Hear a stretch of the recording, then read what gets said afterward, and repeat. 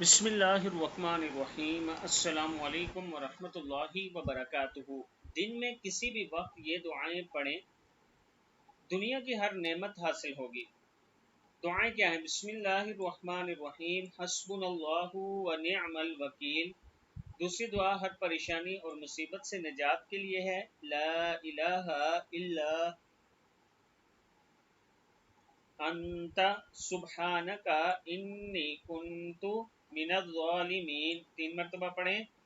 سخت مشکل کے وقت سے نجات کی دعا ہے، حسبی اللہ لا الہ الا ہوا علیہ توکلت وہو رب العرش العظیم۔ رزق میں خیر و برکت کے لیے، اللہ لطیف بعبادہ یرزق من یشاء وہو القوی العزیز۔ اللہ لطیف بعبادہ یرزق من یشاء وہو القوی العزیز۔ صدق اللہ العظیم۔